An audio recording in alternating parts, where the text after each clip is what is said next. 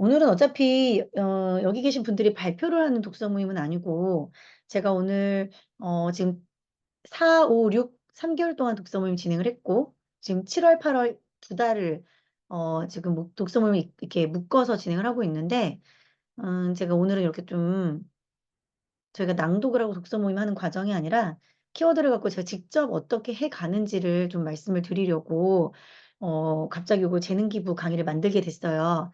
그래서 책에 관심이 많은 분들 또는 그동안 저를 알고 지냈던 분들 음 책으로 어떻게 마인드맵을 작성을 해요 하셨던 분들 그리고 또 책을 통해서 어떻게 실행력을 갖춰 나가요 하시는 분들 그리고 요즘에 이제 독서 모임을 지금 이제 계속 진행을 하다 보니까 또 어떤 질문들이나 피드백이 있었냐면 어떻게 같은 문장을 방금 낭독을 통해서 읽었는데 다른 질문들이 그렇게 나올 수가 있을까요? 어떻게 그런 다른 해석이 가능하세요?라는 질문을 제가 많이 받아요. 그래서 그렇게 훈련하실 수 있는 방법을 한번 제가 하는 방법으로 알려드려야겠다 싶어가지고 오늘 이렇게 마련을 했습니다. 그래서 마인드맵을 전체적으로 작성하는 방법을 알려드리는 건 아니지만 아, 오소희 교장쌤은 이런 방법으로 책을 10년 넘게 읽어왔구나. 그래서 실행력도 많이 커졌고 그렇기 때문에 성장할 수 있었구나를 좀 보여드리는 시간이라고 보시면 좋을 것 같고요. 제가 오늘 책으로는 사실 이제 두 가지 책을 가지고 이제 했는데 처음에는 제가 지금 현재 독서모에서 읽고 있는 책으로 하다가 거기는 사실은 실행력을 끌어당길 수 있는 어떤 이렇게 질문을 던진다기보다는 행동을 알려주는 책이어 가지고 그래서 제가 가장 이 유튜브라든지 이런 것들 강의를 나가거나 했을 때 가장 많이 추천했던 책 내 인생 5년 후라는 책을 좀 많이 참고를 했습니다. 그래서 그 책 읽으신 분들은 아마 제 강의를 들으신 분들이나 또는 제 유튜브 보신 분들 많이 권유를 받으셨을 텐데 그 책 참고라고 말씀을 드리고 시작을 할게요. 일단 제가 책 몇 페이지를 이렇게 좀 찍어 봤어요. 보여드리면서 하려고 찍어 봤고 그전에 잠깐 한 가지만 말씀을 드리고 시작을 해 볼게요. 자 저는 올해로 18년 차 셀프 리더십 강사예요. 셀프 리더십이라는 게 뭐예요? 셀프 리더십은 스스로 리더가 되는 행동이라고 보시면 돼요. 주도적. 주도적으로 나 스스로가 리더가 되는 방법을 우리는 셀프 리더십이라고 하는데 제가 이 셀프 리더십을 어쨌든 18년간 많은 기업과 많은 학교에서 강의를 진행을 했죠. 이 셀프 리더십에는 어떤 게 들어가냐면 목표와 꿈에 대한 설정이 들어가고요. 그다음에 이것을 위해서 뭐를 해요? 시간을 관리하는 방법들을 우리가 배워요. 그죠? 그래서 제가 주로 이제 기업이나 대학교에서 강의했던 것들이 목표를 설정하는 방법, 목표를 어떻게 구체적으로 설정을 하는지, 그다음에 시간을 어떻게 관리하는지 요 두 가지를 배웠고 요 두 가지를 제가 많은 분들께 알려드리는 과정 안에서 사용했던 도구가 뭐였어요? 마인드 맵이었어요. 저는 먼저 이 셀프 리더십 강사였어요. 그런데 우연히 2010년에 이 마인드맵이란 도구를 알게 돼서 이 마인드맵이란 도구가 그냥 여러분들이 사용하고 있는 종이, 여러분들이 사용하고 있는 다이어리 이런 거 같은 그냥 도구예요, 도구. 이 마인드맵은 뭐냐면 도구예요, 도구. 이 도구를 꿈을 꾸는 데 있어서 또는 시간 관리하는 데 있어서로 연결을 했단 말이에요. 도구를 뭐 한 거예요? 활용한 거죠. 제 이 마인드맵이란 도구를 만났을 때 '와 이건 자기 관리를 하는 데 있어서 정말 좋은 도구가 되겠다.'라고 생각했던 이유는 딱 한 가지였어요. 뭐냐면 나눈다라는 거. 나누기. 첫 번째가 나누는 구조. 마인드맵이 이 중간에서 요렇게 사방에 가지를 쳐서 이렇게 나눠 나가는 구조잖아요. 이렇게 나눠 나가는 구조. 그죠? 요런 구조기 때문에 이 나눠 나가는 과정 안에서 '아 내가 쪼끔 생각이라는 걸 할 수 있겠구나.' 우리가 책을 읽을 때 가장 큰 문제점은 뭐냐면요. 책을 읽을 때 사람들이 생각을 읽어야 되는데 글자를 읽어요. 다시 한번 말씀드릴게요. 책을 읽을 때 생각을 읽어야 되는데 뭘 읽어요? 글자를 읽어요. 자, 아이들이 시험을 봅니다. 시험을 봐요. 수학을 잘하려면 뭘 잘해야 된다고 선생님들이 이야기를 해요? 국어를 잘해야 돼요. 수학 문제에 담긴 출제자의 생각을 읽어야 수학 문제를 풀 수 있어요. 그죠? 수학 공식을 달달달 외우는 아이들이 문제를 이해하지 못해서 수학 문제를 풀 수가 없어요. 그래서 국어를 잘해야 수학도 잘한다고 이야기를 하는 거거든요. 국어를 잘해야 뭘 또 잘해요? 영어도 잘할 수 있겠죠. 해석 능력이 있기 때문에 아이들이 독서를 하는데 저자의 생각을 모른다? 안 되겠죠. 이 책을 글밥을 읽는 게 아니라 그 저자의 생각과 스토리들을 내가 이해하며 읽어야 되는데 많은 분들이 그게 안 되더라는 거예요. 마인드맵이라는 걸로 저는 뭘 하기 시작했냐면 생각들을 나눠서 분석하고 이해하기 시작했어요. 이 저자가 얘기하려는 게 뭘까?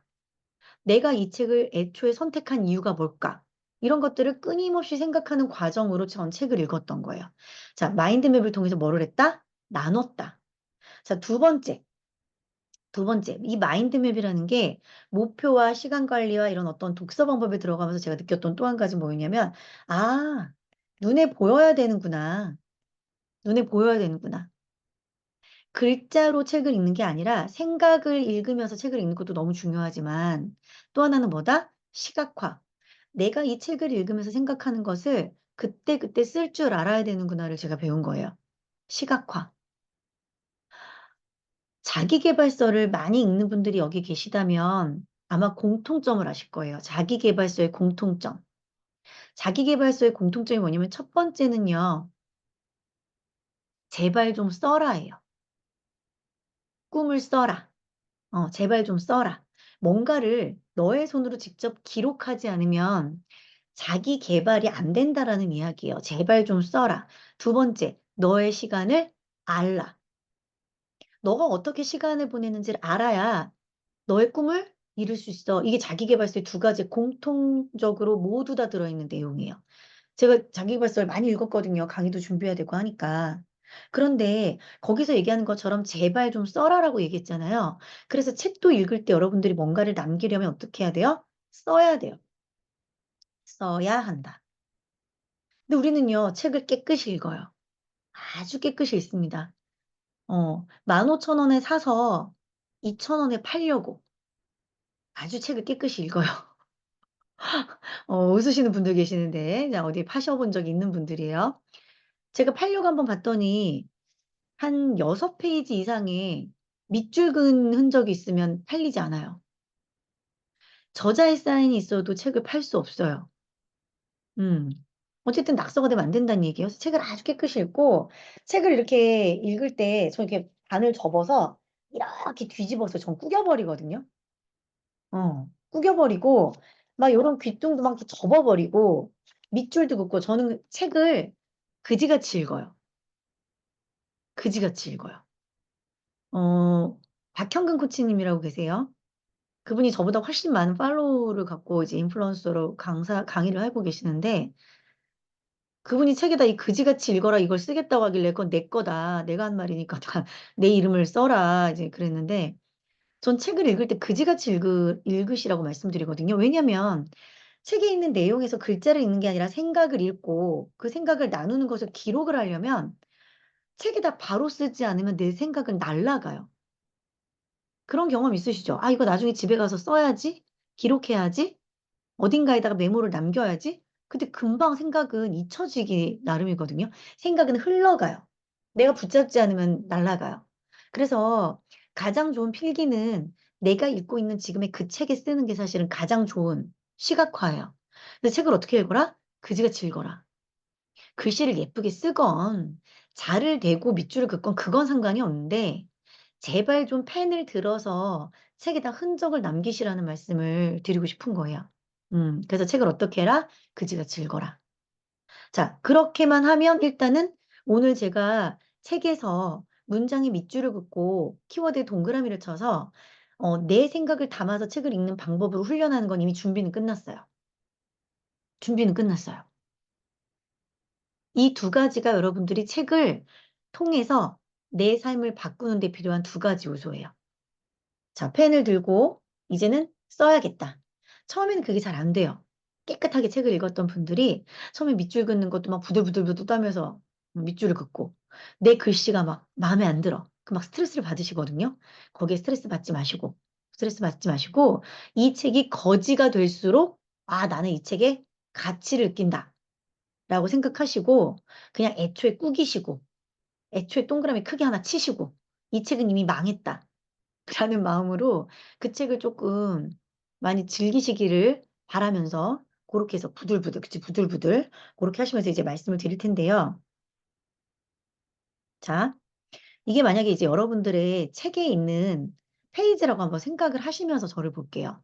자, 내 인생 5년 후라는 책을 보면은요, 소제목에 5년 후의 악몽을 미리 꾸어라 라고 되어 있어요. 자, 그럼 여기서 여러분들이 한번 키워드를 볼게요. 채팅창에 마음껏 많이 써주세요. 여기서 어떤 키워드가 보이세요? 어떤 키워드가 보이세요? 이제부터는 글자를 읽는 독서법이 아니라 이 책을 통해서 내가 생각을 하는 독서법이 되려면 여러분들이 키워드를 찾아내는 훈련을 하셔야 되는 거예요. 그렇죠? 지금 이제 뭐가 나왔냐면, 뭐가 나왔어요? 5년 후라는 키워드를 잡으신 분도 계시고요. 악몽이라는 키워드를 잡으신 분도 계시고요. 미리라는 키워드를 잡으신 분도 계세요. 정답은 없어요. 다 맞아요. 내 눈에 뜨이는 게 내가 꽂혀 있는 키워드인 거예요. 미리라는 키워드를 꽂으신 분들은 뭘까요? MBTI에서 T성향인 분들. 이런 분들이 뭔가 미리 준비하는 성향이다 보니까, 그죠? 계획이라는 거를 생각하고 미리 뭔가를 준비하는 대문자 T인 분들. 이런 분들이 뭔가 미리 예측하기 위해서 이 미리라는 키워드에 동그라미 치지 않았을까요? 그죠? 또 어떤 분들은 악몽, 악몽. 이런 분들은 조금 어떤 현실적인 것들에 대해서 부정적인 것들을 잘 검토하는 분들. 뭔가 준비가 필요하다라고 현실적으로 느끼는 분들. 지금 뭔가 내 스스로가 준비가 필요하다라고 생각하는 분들, 현실에 만족하지 않는 분들, 이런 분들이 이제 악몽에 대한 것을 또 꿈꿀 수 있겠죠. 아니면 오늘 하루가 힘들었던 분들, 내가 오늘 많이 지쳐있던 분들. 그럼 이 키워드, 부정적인 키워드가 먼저 눈에 띌 수도 있겠죠. 자, 5년 후라는 키워드가 보이신 분들은 자기 개발에 아주 익숙한 분들, 자기 개발에 익숙하거나 또한 상당히 숫자적으로 생각하는 것을 좋아하는 분들. 숫자가 힘든 분들도 있거든요.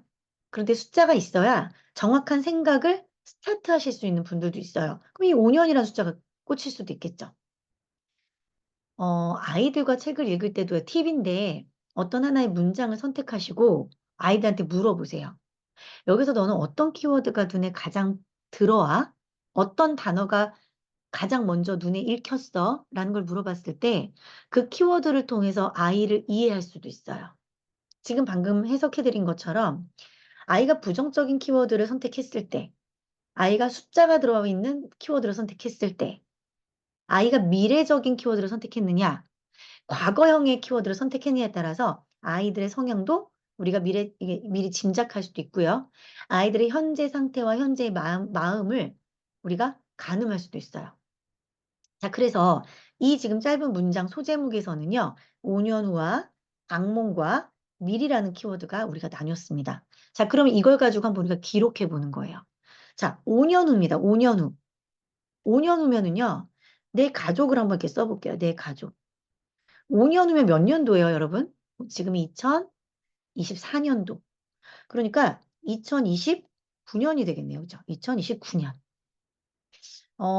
남편은요, 나이가 5년 더하면 그냥 일반적인 한국 나이로 49세예요. 지금 제가 81년생 동갑이거든요. 제가 부부로. 저도요, 49세예요. 자, 그러면 우리 첫째는요? 제가 첫째가 11살 4학년입니다. 그럼 15살. 15세? 15살이면 중1이죠, 여러분? 아직 가늠이 안 돼서 중1. 자, 그러면 둘째는요? 몇 년생이에요, 제가? 10살입니다. 14세.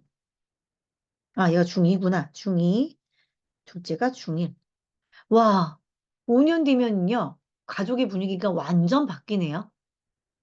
그리고 이걸 쓰면서 동시에 드는 생각이, 와, 돈 많이 들겠다. 돈 많이 들겠다라는 생각도 들고요. 와, 우리 애들 딱 사춘기 시기네.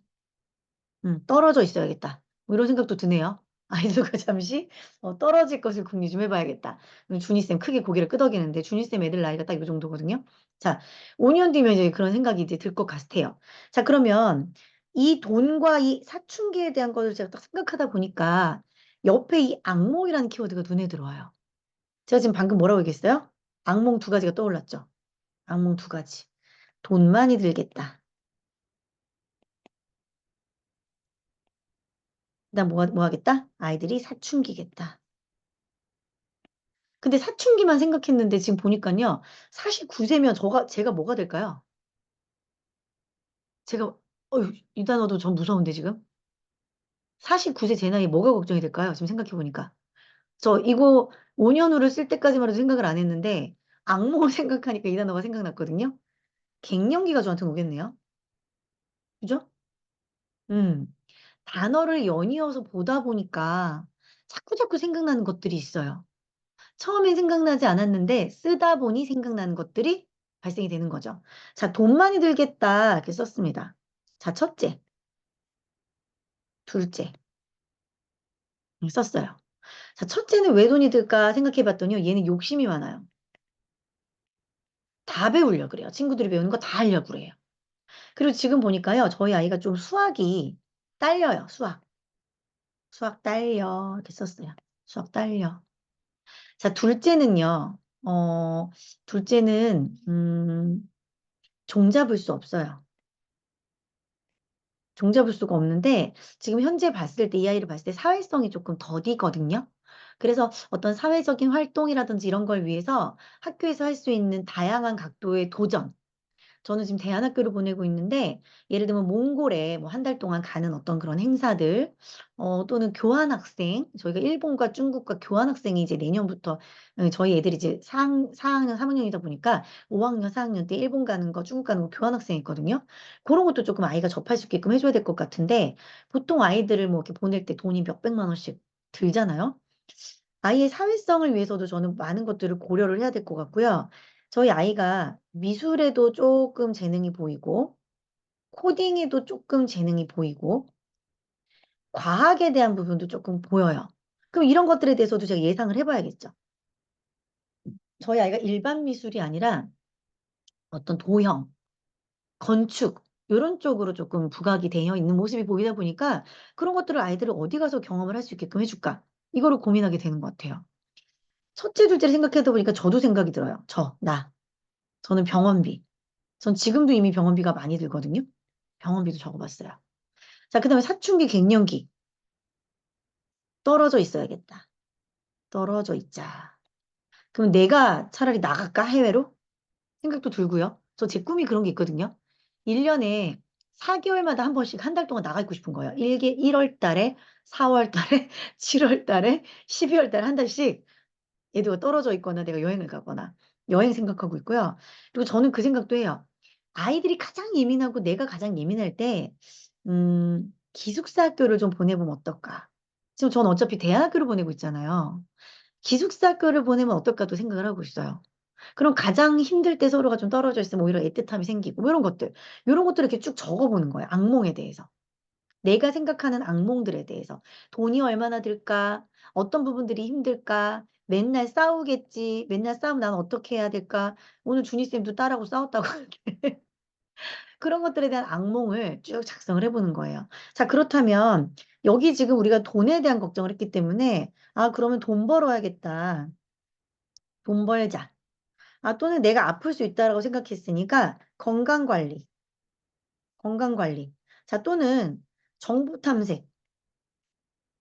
제가 사는 곳이 경기도 남양주인데 경기도 남양주 주변에 어떤 학교들, 기숙사 학교들이 있는지 그 학교들이 혹시라도 제가 이제 기독교 학교를 지금 보내다 보니까 기독교 기숙사 학교가 있는지 이런 것들에 대한 정보를 탐색하고 건강 관리에 대한 방법들을 작성을 하고 뭐 영양제를 어떻게 먹을 건지 어떤 운동을 할 건지 하지 말아야 될 것과 병원에 대한 어떤 정보와 기록 이런 것들을 막 작성을 해야겠죠. 그런데 이렇게 쓸 것도 많고 생각할 것도 많은데 우리는 이 소제목을 읽지도 않고 넘어가는 경우들이 너무 많더라는 거예요. 제가 진행하는 독서 모임은 책을 읽고 안 읽고가 중요하지 않아요.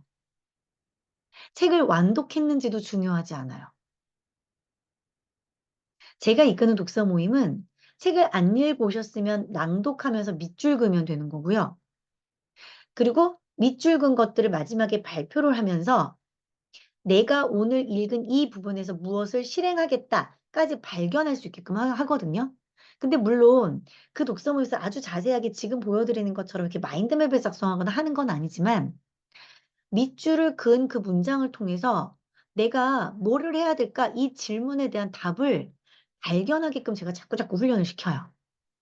미션이 너무 약합니다. 조금 더 정확한 미션 찾으세요. 라고 말씀을 드리거든요. 여러분들이 책을 글자만 읽고 페이지를 넘기는지 아니면 내가 괜찮다고 생각했던 어떤 그 문장에서 잠시 멈춰서 그 문장과 관련된 생각들을 나에 대한 생각들을 좀 하고 지나가는지 이 검토가 상당히 어떻다? 중요하다. 중요하다라는 걸 말씀을 드리는 거예요. 아, 이거 적어봤자 뭐 이렇게 크게 변하는 거 없을 것 같은데라고 생각을 하실지도 모르겠지만 내가 반복해서 이렇게 책을 읽을 때마다 생각을 하는 그 훈련들이 바탕이 되어야 나중에 굳이 이렇게 마인드맵을 작성하지 않아도 한 줄의 문장만 읽어도 나 오늘 이렇게 이렇게 해야겠다. 또는 그 문장을 가지고 내가 내 가족에게 해야 될, 할 수 있는 어떤 말들, 내 스스로의 미션, 내 스스로의 변화들을 캐치할 수 있어요. 사고방식이 어떻게 되는 거예요? 바뀌어 나가는 거예요. 마인드맵이라든지 아니면 이게 뇌와 관련된 하브루타 이런 강의들을 들으시다 보면 시냅스라는 거를 많이 이야기를 들으실 거예요. 뇌는요, 생각을 하면 할수록 연결고리들을 만들어요. 이렇게 서로 다른 것들이 있었는데 이 서로 다른 것들을 연결하고 또 성장을 시키는 이 시냅스라는 거를 많이 많이 많이 만들어요. 아무래도 어른들보다는 아이들이 이 시냅스의 성장 속도가 개수가 더 많겠죠. 왜? 성장의 시기니까. 근데 그렇다고 해서 어른들이 이게 안 만들어지느냐? 그게 아니라 독서를 할 때 우리가 그 문장과 나의 생각을 연결하려고 하는 이런 많은 훈련들을 통해서 나의 시냅스의 양은 방대해질 수 있다. 그래서 이 훈련을 하면 할수록 여러분들은 책을 읽음과 동시에 내 삶의 변화와 연결되는 실행력을 높일 수 있는 거예요. 와, 이거 내가 오늘 이렇게 이렇게 실행을 시켜봐야겠다. 그렇게 되기까지는 이 책에다가 정말 많은 수많은 낙서들을 해볼 줄 알아야 훈련이 될 수 있겠죠. 그래서 제가 말씀드리는 거예요. 책을 완벽하게 멋있게 꾸밀 생각을 하지 마시고요. 책에다 낙서하듯이. 아직은 내 생각이 못 미칠 수도 있겠고, 과정 안에서 기록이 끝날 수도 있겠지만, 그런 거 상관하지 말고 많이 그냥 적으세요. 많이 적어보려고 노력하시고, 하나라도 더 적어보려고 노력하실 때, 우리 뇌의 시냅스들의 양들이 많아지면서 생각할 수 있는 방법들, 책을 통해서 나를 성장시키려는 노하우들이 축적된다라는 거. 그거를 말씀을 드리고 싶은 거예요. 그래서 여기 보시면 이거 예전에 제가 썼던 게 나와요. 아니다, 아니다. 하나 더. 하나 더 하고 나서 보여드릴게요. 자, 이번엔 이제 탈출구가 아니라 돌파구를 찾아라. 요 페이지를 볼게요. 탈출구가 아니라 돌파구를 찾아라. 저는요, 요 소제목을 처음에 이 책에서 발견을 했을 때 탈출구랑 돌파구랑 뭐가 달라? 뭐가 달라? 결국에는 지금 이제 대피하는 건데, 피하고 어딘가를 막 피해서 이렇게 나가는 건데, 문을 찾는 건데, 뭐가 달라라고 생각을 했거든요. 뭐가 다른 것 같으세요? 이 두 글자가? 이 탈출구라는 이 키워드와 돌파구라는 키워드가 뭐가 달라요? 채팅창에 한번 써주시겠어요? 뭐가 다를까요?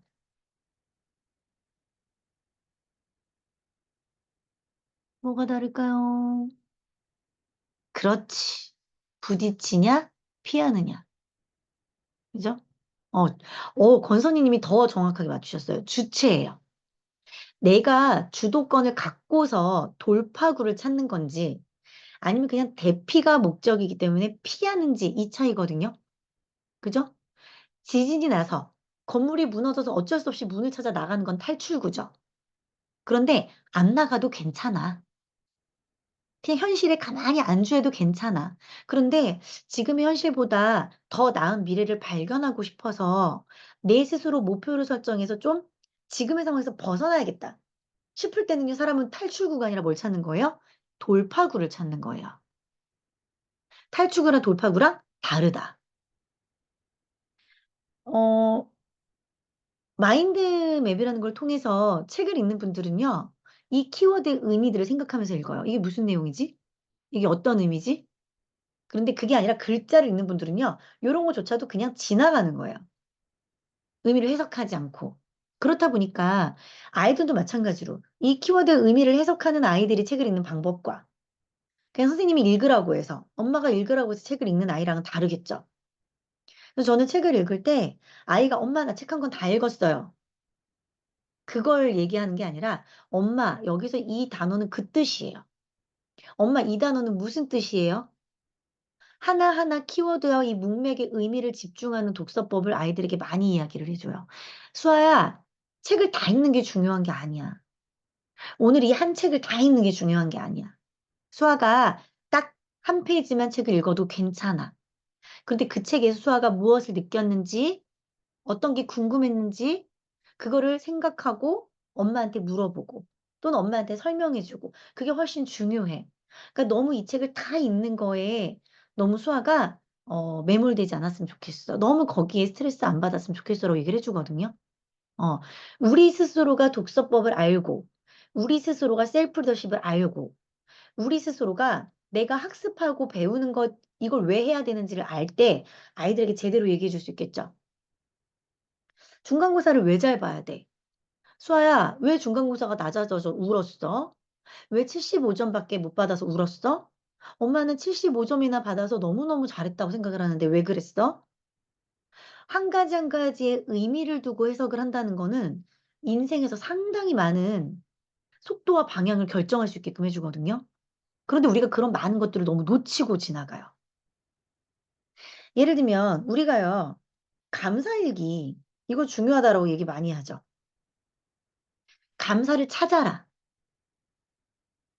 하루에 있었던 나의 오늘 하루의 시간에서 감사를 찾아라. 그 감사 키워드에 꽂혀서 하루를 보내는 사람과 감사라는 키워드를 그냥 흘려보낸 사람의 하루는요, 너무 달라요. 그리고 습관이 변하는 거죠. 내가 감사를 적기 위해 감사를 찾는 사람들.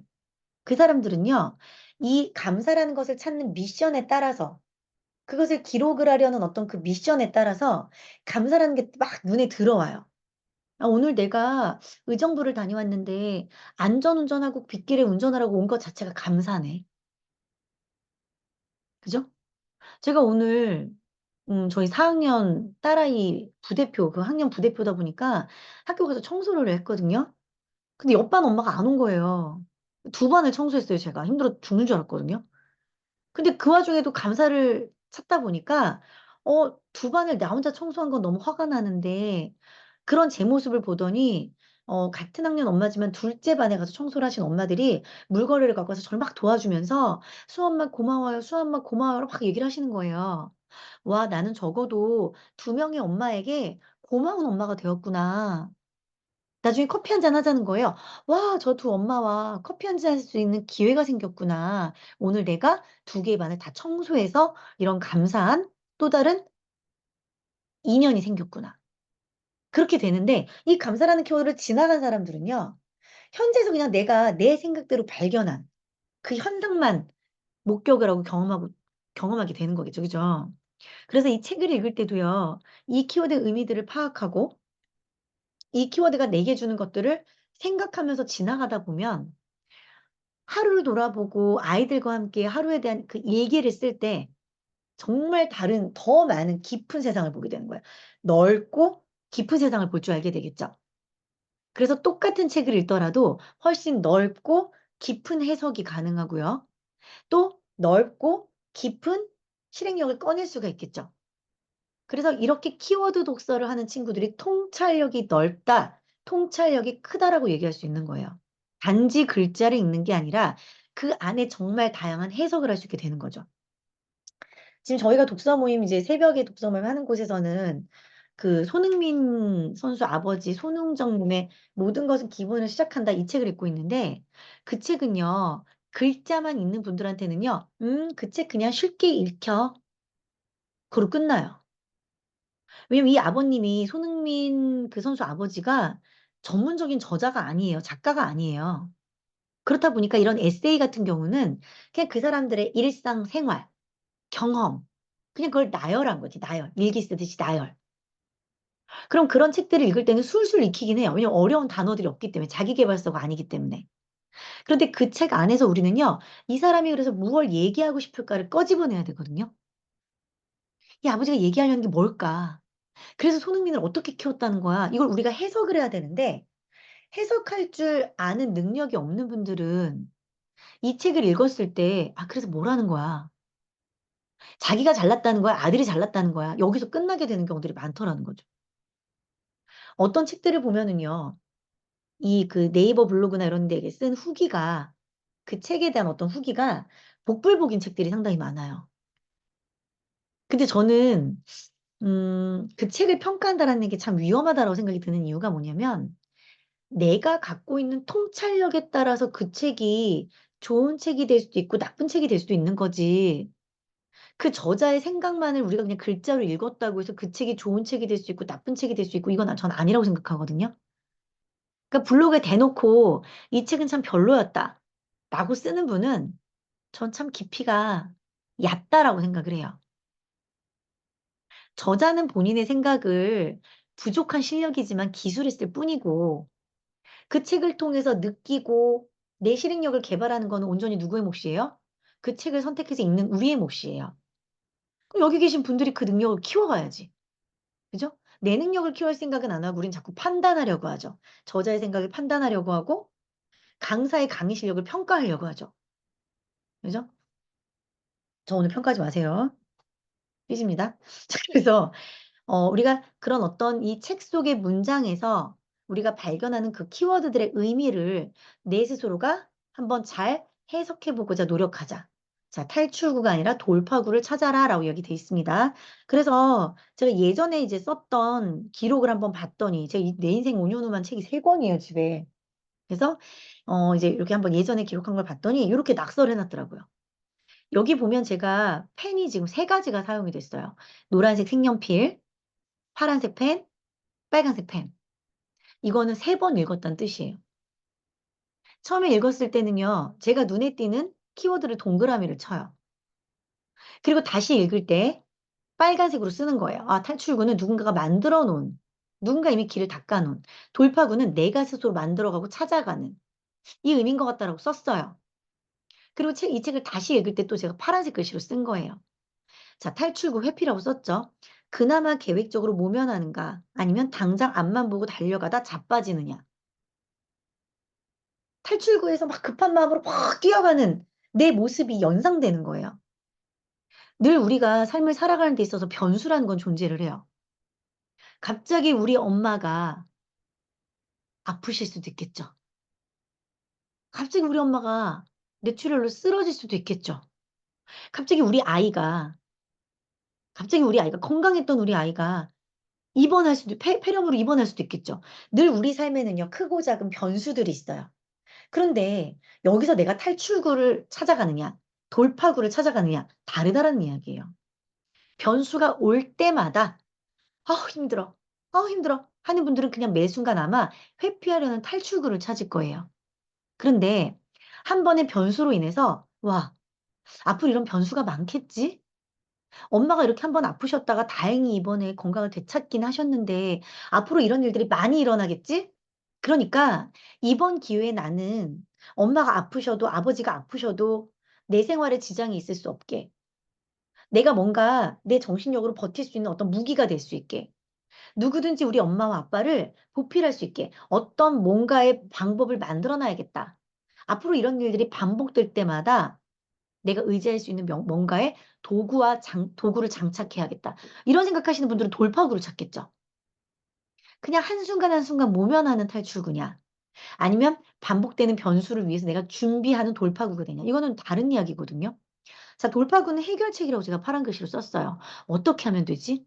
앞으로 이런 일들이 계속 반복이 될 때 난 어떻게 하면 되지? 이번에는 누구에게 도움을 요청할지 몰라서 내가 많이 망설이고 많이 방황했는데 다음번에 이럴 때 누구를 찾아가면 좋을까? 다음번에 이럴 때를 위해서 내가 이 사람과 친분을 가져 놓는 게 좋겠지? 나에게도 멘토가 필요한 것 같아. 멘토를 찾아가서 한번 인터뷰를 해볼까? 당신은 그런 순간을 어떻게 모면하셨나요? 물어볼까? 누구에게 도움을 요청하지? 무엇을, 언제, 어디서 내가 해야 돌파구를 찾을 수 있을까를 끊임없이 고민하고 고민하고 적어봐야 되는 거예요. 저는 제 강의를 들으신 분들 제가 늘 말씀을 드리지만 저는 상당히 덤벙거리는 사람이고요. 상당히 실수를 많이 하는 사람이고요. 잘 까먹는 사람이고요. 조심성이 없는 사람이에요. 그리고 성격이 안 좋아요. 욱하는 사람이고요. 이기적인 사람이고요. 개인주의적인 사람이고요. 다른 사람보다 나를 먼저 챙기는 사람이에요. 그런데 그랬던 제가 이 자기 계발이라는 걸 통해서 지금처럼 어차피 나눌 거면 물론 독서 모임에 계신 분들이 이제 돈을 내고 저랑 함께 독서 모임을 하고 계시지만 오늘 이렇게 책을 통해서 키워드를 통해서 내가 알려드리는 거 일회성이니까 좀 많은 분들과 나누는 건 어떨까? 필요하신 분들 신청하시면 함께 나누자. 왜냐면 33분 중에 지금 3분의 2는 제가 모르는 분들이거든요. 이런 생각을 제가 어떻게 하게 됐을까요? 늘 저는 돌파구를 찾았어요. 내가 나중에 누군가에게 도움을 요청할 때 도움을 요청할 수 있는 사람들이 많으면 좋겠다. 오소이를 아는 사람도 있겠지만 모르는 사람들이 세상에 더 많으니까 그냥 내가 좀 큰 것을 내어주고 나중에 그거보다 더 큰 것을 받을 수 있는 기회들을 많이 많이 만들었으면 좋겠다. 이거를 예전에 제 나름대로의 돌파구로 만들어 놨기 때문에 전 어느 순간부터 이 재능 기부라는 것에 많이 익숙해져 왔어요. 예전에 저였으면 돈을 받지 않고는 절대 강의 안 하겠죠. 이거 내가 10년 동안 책을 읽으면서 깨우친 노하우인데 이걸 내가 왜 아무에게나 알려줘? 이런 생각을 할 수 있는 저의 성향인데 제가 예전부터 나는 부족한 사람이야. 나는 나 혼자로는 성공할 수 없기 때문에 나와 함께 성장을 모색하고 함께 성공할 수 있는 사람들이 곁에 많아야 돼. 나를 끌어줄 수 있는 사람들이. 그래서 더 많이 나를 노출시키고 더 내가 갖고 있는 것들을 아낌없이 내놔야겠어. 그게 보잘것없는 것이든 내가 노력해서 얻은 것이든 자꾸 내놓아서 많은 사람들이 나를 알 수 있게끔 많은 사람들과 인연이 될 수 있게끔 나는 해야 될 것 같아. 그거를 10년 전에 돌파구로 만들어 놨기 때문에 저는 끊임없이 재능 기부를 통해서 많은 분들을 만났고 그렇게 오소희라는 사람이 뭐 강의를 잘하건 뭐 책을 3권을 썼건 그것과 상관없이 별도로 그냥 오소희라는 이름으로 오소희의 마인드맵이라는 거로 인정을 받을 수 있었던 거예요. 전 제가 마인드맵을 누군가보다 잘 그려서는 아니라고 생각해요. 제가 알려드린 분들이 훨씬 마인드맵 예쁘게 그려요. 그런데 저는 이 마인드맵이란 도구와 이 책을 읽는 방법으로 제 스스로가 너무 많이 성장을 했고, 저는 원래 정말 못났던 사람인데 이렇게 바뀌었어요라는 거를 솔직하게 얘기할 수 있었기 때문에 그걸 통해서 많은 분들이 그래도 저라는 사람을 좋게 봐주셨던 것 같거든요. 돌파구였어요. 돌파구였어요. 끊임없이 저는 돌파구를 찾았던 거지 탈출구가 아니었어요. 탈출구를 찾다가 아마 지쳤을 수도 있었을 텐데 저는 돌파구를 찾아서 그 돌파구에 내 스스로의 길을 만들어 나갔던 거죠. 책을 통해서 좀 그런 거를 좀 느꼈던 것 같아요. '아 나만의 돌파구가 있어야 되는구나. 결국에 내가 이 현실에서 벗어나기 위해서는 내가 내 길을 찾아야 되는구나.' 근데 자기 계발 강의를 하면서 만났던 많은 분들이 생각보다 내 현실에서 벗어나려고 하는 이 돌파구를 찾는 거는요. 용기를 못 내시더라고요. 그냥 늘 하던 행동 안에서만 찾으시더라고요. 하지 않았던 행동에서 찾아야 되는데 돌파구는 그런 거 아니겠어요? 하지 않았던 행동, 가보지 않았던 곳을 가는 게 돌파구일 텐데 자꾸 아는 곳에서 누군가가 걸었던 길을 느리게 느리게 따라가다 보니까 그게 탈출구가 되더라는 거예요. 그래서 단어의 의미를 해석하려고 많이 애를 썼어요. 자, 그러면 이거는 이제 제가 이제 요즘에 읽고 있는 질문과 관련된 책에서 나온 건데 자, 첫인상에서 통제할 수 있는 것. 여기 첫째 줄 보이시죠? 첫인상을 심어줄 수 있는 기회는 2번 다시 오지 않는다. 첫인상은 사람에게 한 번이겠죠. 제가 홍유미 님과 만나는 것도 한 번. 첫인상이라는 건 한 번. 왜 연예인들도 신인상은 평생 한 번밖에 못 받는다고 하잖아요. 다시는 못 받는 상이잖아요. 그죠? 첫인상도 마찬가지. 첫인상도. 못생긴 사람이 피아노를 잘 치면요. 피아노는 잘 치네? 이렇게 되죠. 근데 처음에 만났던 사람이 잘생겼는데 피아노를 잘 쳐. 쟤는 피아노도 잘 치네? 또 다른 매력이 뭐가 있을까? 이렇게 생각하게 되잖아요. 그래서 첫인상은 중요해요. 사람들에게 기대를 주기 때문에. 제가 예전에는 옷을 막 입고 다녔거든요. 화장도 안 했어요. 그런데 강사라는 활동을 하고 나름대로 글로벌 마인드맵 협회라는 거를 끌어가면서 내가 협회 대표로서 맵스쿨 교장으로서 책을 3권을 낸 저자로서 많은 분들을 만날 때 아, 조금 신뢰를 줄 수 있는 사람이어야 되는구나. 그때부터 화장도 배우고 옷도 신경 써서 쓰고 아니 사고 옷도 제가 사실은 패션 고자예요. 패션 고자. 화장 고자, 패션 고자 그래가지고 전문가를 통해서 좀 배웠어요. 옷 입는 방법, 내 얼굴과 생김새와 얼굴 색깔에 맞는 내 의상에 맞는 색깔들에 대한 것들 고르는 방법. 저는 좀 보이시한 정장, 바지 정장을 입고 싶었는데 제 이미지랑 안 어울린대요. 그래서 늘 치마 정장, 원피스 이런 거 많이 입고요. 전문가의 손길을 받았다는 거죠. 그만큼 저도 첫인상에 많이 집중을 했어요. 자, 그런데 이 책에서 뭐라고 얘기한다고요? 첫인상에서 당신이 통제할 수 있는 거라고 써 있잖아요. 통제. 이미 눈코입이 이렇게 달려 나왔는데 내가 이거를 바꿀 수는 없잖아요. 그죠? 그런데 내가 통제할 수 있는 거에 집중을 하라는 거예요. 제가 자기계발서에서 또 되게 많이 인상 깊었던 건 뭐냐면 내가 할 수 있는 것과 할 수 없는 걸 구분하라는 말이 있었어요. 내가 내 첫인상에서 통제할 수 없는 거 써볼까요? 내 키, 내 눈, 코, 입, 뭐 성형이라는 방법도 있긴 하겠지만, 그죠? 내 눈, 코, 입, 뭐 내 목소리, 뭐 이런 것들은 내가 통제를 할 수가 없겠죠. 이미 그렇게 태어났어. 그런데 우리는 통제할 수 있는 거에 집중해 보자는 거예요. 사람이 긍정과 부정이라는 게 있으면 누가 더 클 수 있어요? 긍정의 개와 부정의 개가 있다면. 내가 밥 주는 애가 더 큰다면서요. 50대 50으로 내 마음이 있는데 내가 긍정에 딱 1만 더 줘도 이 긍정으로 확 돌아서는 게 우리의 마음인 것처럼 많은 사람들은 내가 할 수 없는 거에 묶여서 스트레스를 받아요. 그게 아니라 이 자기 개발을 좀 원하시는 분들은 뭐 하셔야 되는 거예요? 내가 통제할 수 있는 거에 집중을 해야겠죠. 전 아시는 것처럼 성대결절이 너무 많이 걸렸기 때문에 제 목소리를 복구할 수는 없어요. 아무리 노래방 가서 꾀꼬리 같은 노래를 부르고 싶어도 전 이미 안 돼요. 그럼 그거로 스트레스를 받으면 제가 얼마나 제 직업이 싫겠어요. 괜히 강사한다 그래갖고 목소리도 다 잃고 말이야. 그죠? 근데 그게 아니라 통제할 수 있는 거에 더 집중하는 거죠. 강의하면서 좀 더 웃어볼까? 옷도 좀 화사한 거 입어볼까? 화장을 좀 더 해볼까? 제 볼살이 좀 이렇게 실제로 보면 볼살 얼굴이 이렇게 좀 동글동글한 편이거든요. 그래서 우리 그 뭐야 그거 턱 깎는 브러셔 열심히 칠한단 말이에요 제가. 내가 할 수 있는 게 있고 돌려깎기 못 하잖아요. 할 수 없는 게 있고 이거를 구분한다라는 건 내 삶과 실행력을 상당히 단순하게 만들어줘요. 실행. 실행이 안 되는 분들의 가장 큰 원인은요. 자꾸 안 되는 쪽에서 생각을 해요. 그런데 실행이 잘 되는 분들의 특징은요. 내가 할 수 있는 거에서 놀아요. 자, 실행. 몸무게를 내 이번 여름에 10kg 뺀다. 내가 지금 내 키가 지금 158인데 내 몸무게가 지금 58이야. 말이 돼? 10kg 빼야겠어. 근데 이건 솔직히 내가 할 수 없을 가능성이 훨씬 큰 문제였어요. 그런데 제가 실행이라는 거 있어서 컵라면 먹지 마. 컵라면 먹지 마. 맥주는 매일 먹던 걸 일주일에 1회만 먹어. 이거는요, 내가 통제할 수 있는 거였어요. 이걸 통해서 제가 3kg를 뺐습니다. 그러면 몸무게 10kg를 빼려다 보니까 이게 되겠어?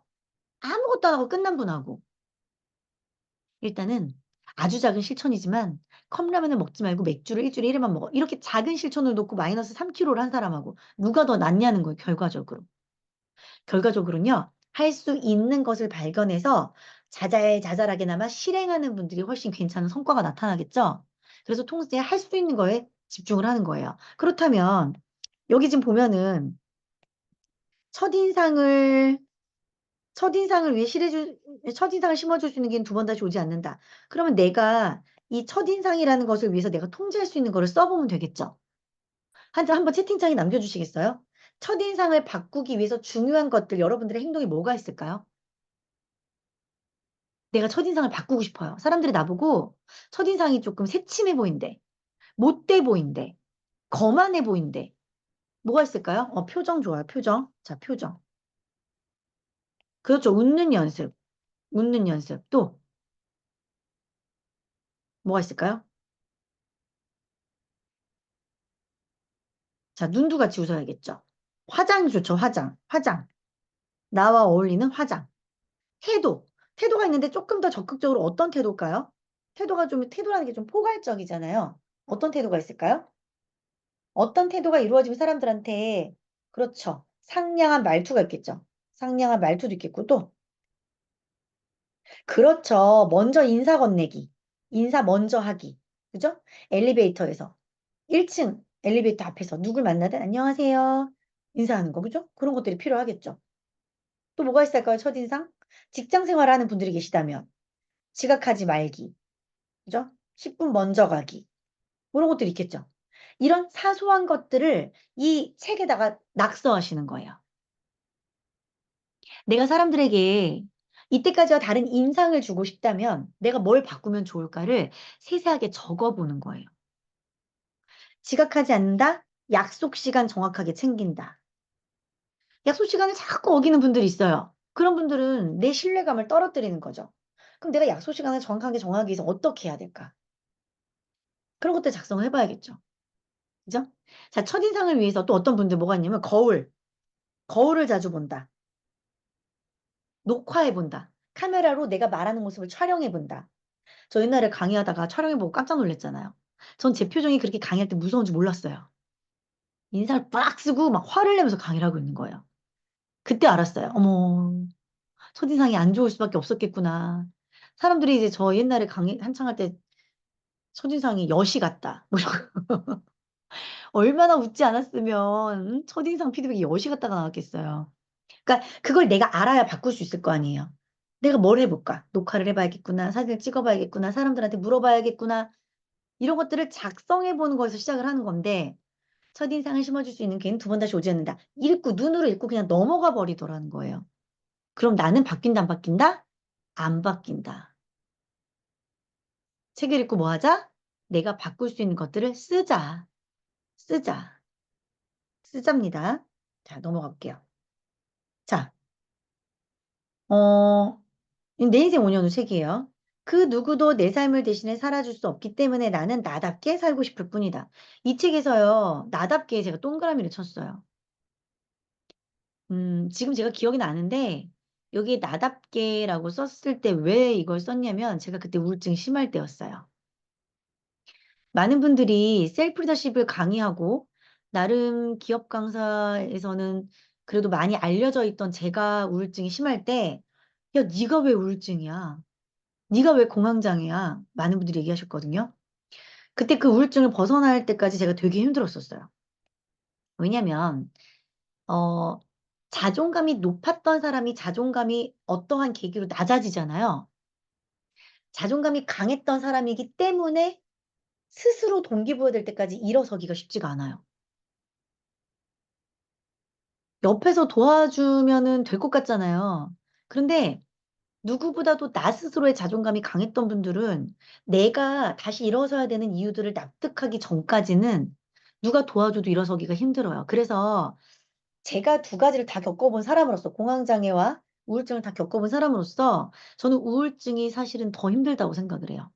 공황장애는 죽을 것 같다라는 공포심에 있어서는 사실은 강도가 세긴 한데 대신에 상담과 약 그리고 휴식, 약을 복용하고 휴식을 취하면 좋아질 수 있는 병이라는 걸 저는 알아요. 공황장애 증상은. 그런데 우울증은요. 물론 우울증도 약은 있지만 내 저기 수면 밑으로 떨어진 그 자존감이라는 녀석을 끌어올리기까지가 너무 쉽지 않아요. 그래서 전 그때 당시에 이 나답게라는 이 키워드랑 정말 많이 싸웠던 것 같아요. 특히 많은 사람들과 비교가 될 수 있는 강사라는 직업을 갖고 있었고, 1인 기업이기 때문에 내 스스로가 나를 박차고 올라가지 않으면 그 누구도 나를 도와주지 않는다라는 그 외로움이 너무 컸어요. 나는 이제 여기서 끝날 수도 있겠구나.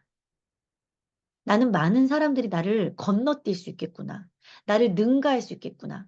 이제 오소희 강사보다 훨씬 더 마인드맵을 잘 강의하는 사람들이 늘어나기 때문에 이제 내 자리는 없을 수도 있겠구나. 이런 수많은 우울감과 공포감이 저를 눌렀거든요. 그런데 여기서 이 나답게라는 키워드가 저한테 왔고, 그래서 제가 작성을 해본 거예요. 비교 금물. 자, 비교를 왜 하지 않아야 되는지. 내 목표 집중. 숫자를 적자.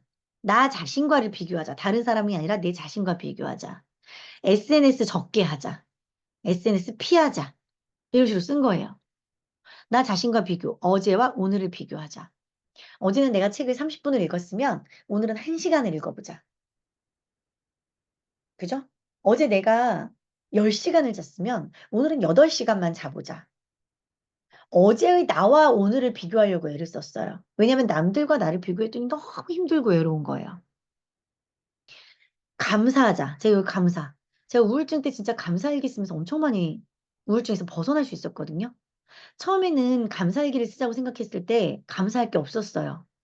그런데 그래도 감사가 써지지도 않는데도 불구하고 제 스스로 생각했어요. 그래도 감사 적어보자. 그래도 감사를 찾아보자. 그렇게 하루하루 노력을 하다 보니까 어느 순간부터는 감사가 눈에 들어오기 시작하더라고요. 노력을 하니까. 노력을 하니까. 그래서 감사를 쓰면서 긍정 생각, 그다음에 일기 쓰기 이런 것들을 자꾸 제가 썼던 거예요. 내 스스로가 하려고 애를 쓴 거죠. 애를 쓴 거죠.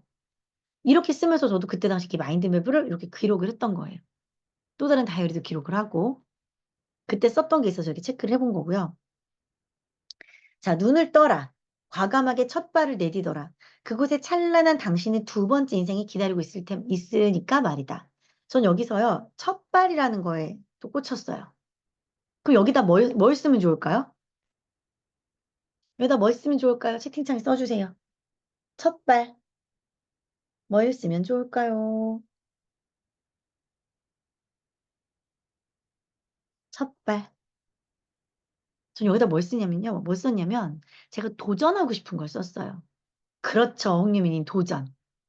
내가 늘 새롭게 한번 안 해봤던 걸 해보고 싶었는데, 겁이 나서, 겁이 나서. 실패할까봐 두려워서. 시작도 안 해봤는데, 안 될 거를 상상하면서 머뭇거렸던 것들을요, 제가 그 주변에 쓰기 시작했어요. 제가 드럼을 배우고 싶었거든요. 드럼도 썼어요. 그리고 저자가 되자라고도 썼어요. 저자가 되자. 그죠? 또 새로운 사업을 해보자 생각했어요. 이런 것들을 쓰면서 저자가 돼서 뭘 하고 싶은지, 저자가 되려면 누굴 찾아가야 되는지, 사업을 하려면 무슨 사업을 하고 싶은지 썼어요.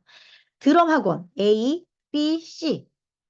우리 집 주변에 드럼 검색해가지고 드럼 학원 A는 얼마인지, B는 얼마인지, C는 얼마인지, 시간대가 몇 시, 몇 시대가 있는지, 이 학원은 주말이라서 안 돼. 여기는 평일이라 가능. 여긴 너무 비싸서 안 돼. 그럼 B를요, 내일 아침 10시에 등록해보자. 이렇게 썼어요. 이렇게 썼어요. 자, 저자가 되기 위해서 어떻게 해야 될까?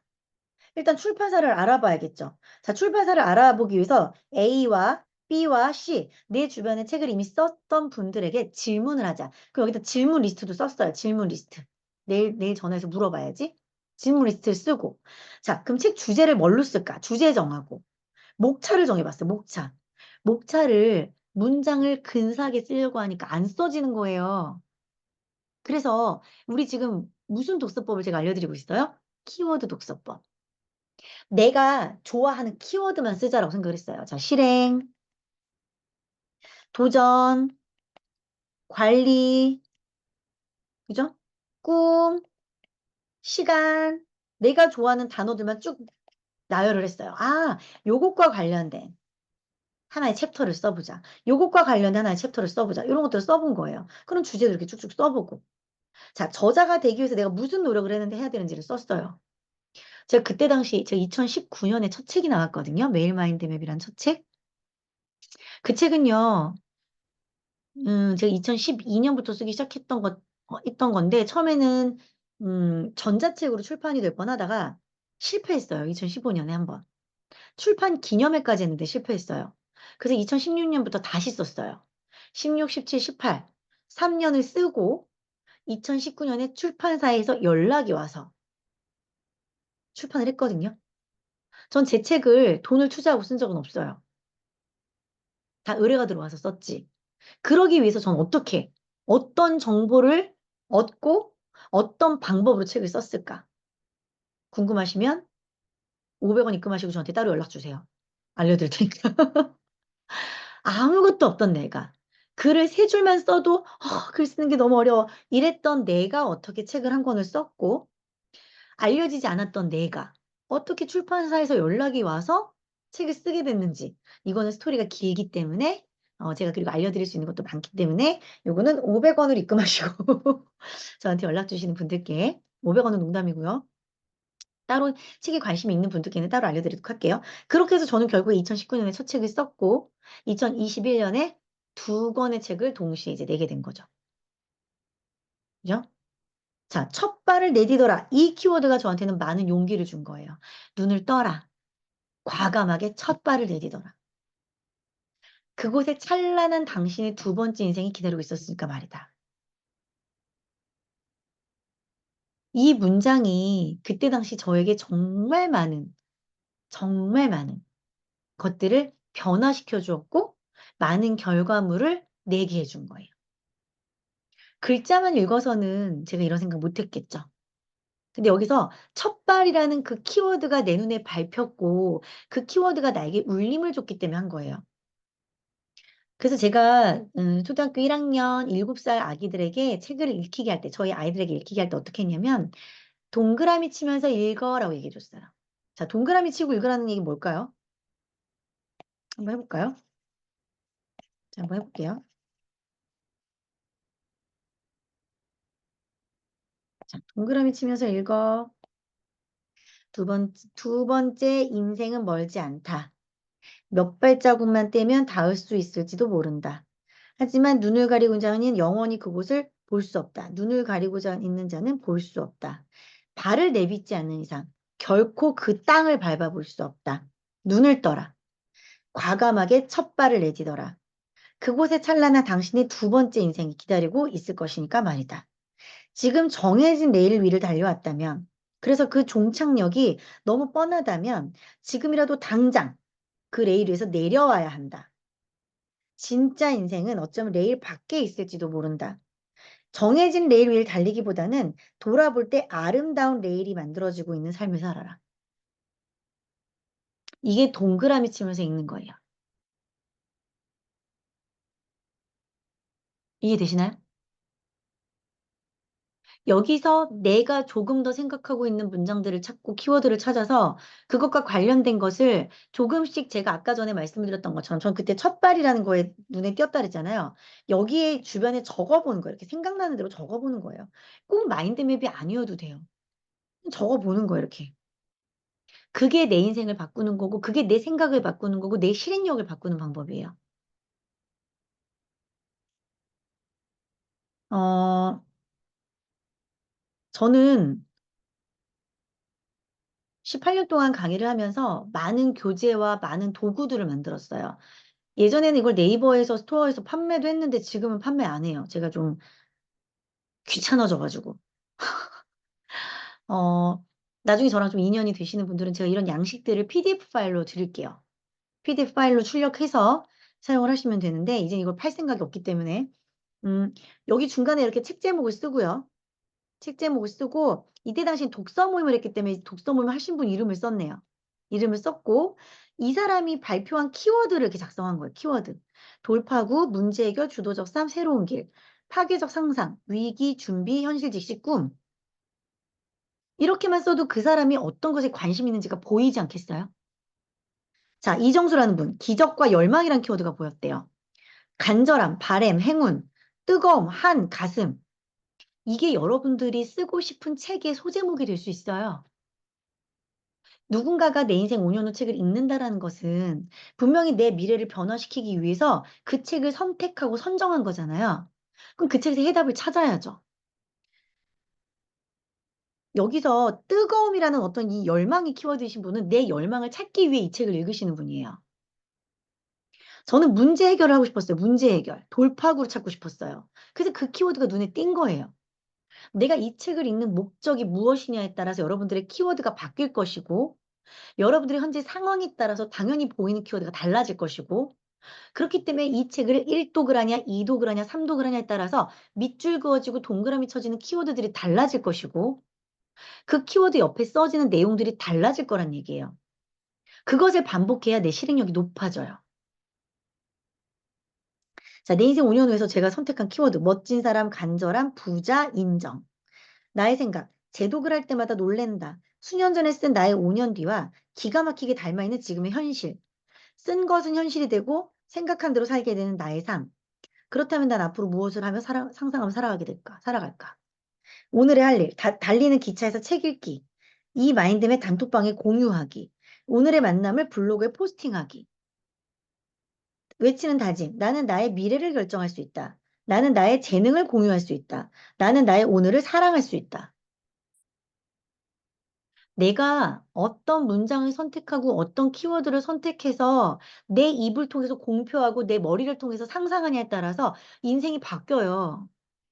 단순히 저자가 쓴 문장과 키워드를 가지고 내 인생이 바뀌는 게 아니라 그 안에서 내가 어떤 문장을 찾아내고 어떤 키워드를 찾아내서 그 키워드를 통해서 내가 내일을 어떻게 바꿀지를 계획하는 거에 따라서 내 인생이 바뀐다는 얘기예요.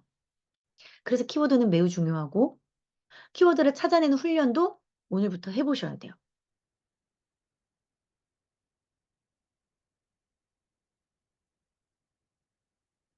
이렇게 포스트잇으로 제작해갖고 이렇게 책에다 붙인 적도 있어요. 이렇게. 당신도 얼마든지 직업과 별개의 정체성을 찾을 수 있다. 정체성, 궤도 수정, 몰입 경험, 커다란 대의. 여기서 또 빨간색으로 이렇게 제가 현관펜을 미리 쳐놨네요. 몰입 시간의 확보, 사명. 그죠? 여기 또 몰입이란 단어가 또 들어갔네요. 정체성, 몰입, 궤도 수정, 커다란 대의. 똑같은 내 인생 5년 후 책을 읽었지만 그때마다 내가 보이는 키워드들이 다른 거예요. 몰입이란 키워드가 전 계속 보이고 있죠, 지금. 5년 후 나는 누구로 불리워지고 싶은가? 강사로만 불리우고픈 내가 분명 아니다.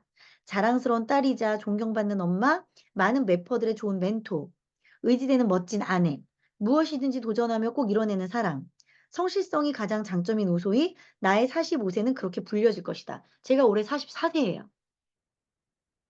이거 지금 4년 전에 썼나 봐요. 내년에 제가 이렇게 불려질 수 있을까요? 저 4년 동안 그렇게 열심히 살았어요. 이 내 인생 5년 후 책을 만난 게 2019년이었거든요. 제가 첫 책을 쓰기 직전, 첫 발을 내딛겠다고 발견하기 직전에 제가 이 책을 처음 읽었었던 거란 말이에요. 2019년 아마 1월에 제가 이 책을 읽었을 거예요. 그때부터 저는요, 한시도 이 책을 내려놓지 않았어요. 읽고 또 읽고 또 읽고 그때마다 발견되는 키워드를 가지고 나를 계획했어요. 이번 주는 어떻게 살지? 이번 한 달은 어떻게 살지? 누구를 만나서 어떤 질문을 할지. 제가 지금 4달째 새벽 6시에 일어나요. 저를 아는 제 남편, 저를 아는 저희 엄마, 아빠, 모두가 놀래요. 오소희가 새벽 6시에 일어나다니. 그때그때 내 인생 5년 뒤를 바라보기 위해서 내가 선택하는 게 달라요. 저는 8월 말까지는 일단 새벽 6시 독서 모임을 끊임없이 할 거예요. 왜? 내가 내 5년 뒤에 나를 바꾸기 위해서 제가 정한 미션이에요.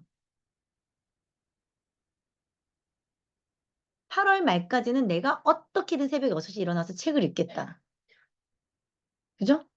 나와의 약속이에요. 남들이 시킨 것도 아니고 내가 내 스스로와 내 5년 뒤를 바꾸겠다고 다짐하고 한 약속인데 사람들은 많이 흔들려요. 하겠다고 한 걸 자꾸 흔들려요. 왜 흔들까요? 자꾸 목표를 잊어요. 내가 이 책을 읽을 때 어떤 키워드에 동그라미를 쳤었는지, 어떤 간절한 마음으로 그 문장에 밑줄을 그었는지, 뭘 하겠다고 계획했었는지를 사람들이 잊어요. 전 안 잊어요. 잊을 수가 없어요. 왜요? 너무 간절했던 게 첫 번째. 두 번째, 계속 봤으니까. 이 책에 남긴 메모들을 계속 봤으니까. 누군가가요, 탈출구가 아니라 돌파구를 찾으랬어요. 이 문장만 얘기하면, 내 인생 5년 후 책 읽으세요? 이 말이 나와요. 왜? 이 책을 너무너무너무 씹어 먹어봤기 때문에. 책 100권을 읽는 것보다요, 한 권을 제대로 읽는 게 더 중요한 거예요. 그 안에서 내가 무엇이 바뀌냐, 무엇이 변하느냐가 훨씬 중요합니다. 김예린 강사님 올려주신 5분 운동 인증하기. 유튜브에 우리 팀 스터디 동영상 올리기. 자기 전에 꼭 엄마 아빠 전화 드리기. 왜 안 하고 있나? 이렇게 썼잖아요. 어? 뭐? 깜짝아. 자, 나는 나의 시간을 선택적으로 활용한다. 제가 몰입이라는 키워드에 동그라미 쳤잖아요, 지금. 그렇기 때문에 미션에 쓴 거예요. 나는 나의 시간을 선택적으로 활용한다. 내 인생 5년 후를 주도적으로 계획한다. 나의 과거, 현재, 미래를 사랑한다. 전 제가 아무리 못난 시간들을 보냈어도 그 시간을 사랑해요. 그때 그랬기 때문에 지금의 내가 있으니까. 음. 저 진짜 지난 4년 동안 열심히 살았거든요. 그래서 오늘의 내가 있는 거예요. 그래서 지금도 되게 기대가 돼요. 오늘부터 내가 5년을 진짜 열심히 살면, 와, 내 미래는 얼마나 바뀔 수 있을까? 그래서 저는 하루하루를 진짜 열심히 살아요. 많은 분들이 주변에서 얘기해요. 오소희 교장선생님은 하루가 48시간이에요? 똑같이 24시간이에요. 근데 저는 몰입해요. 내 시간을 주도적으로 써요. 쉬어야겠다라고 생각한 날은요, 작정하고 쉬어요. 하지만 내가 해야겠다라고 생각했던 계획을 물러선 적은 없어요. 단 한 번도 핑계와 타협한 적은 없어요. 그리고 제일 중요한 거, 내 애가 아파도 저는 일을 해요. 저는 프리랜서잖아요. 프리랜서기 때문에 애가 아프면 사실은 쉴 수 있거든요. 저는 애가 아파도 일을 해요. 왜? 아니, 애가 아픈 변수는 평생 오지 않나요? 내 자식이 아플 수 있는 변수는 평생 와요. 근데 내 아이가 아플 때마다 쉬면 나는 언제 성장해요?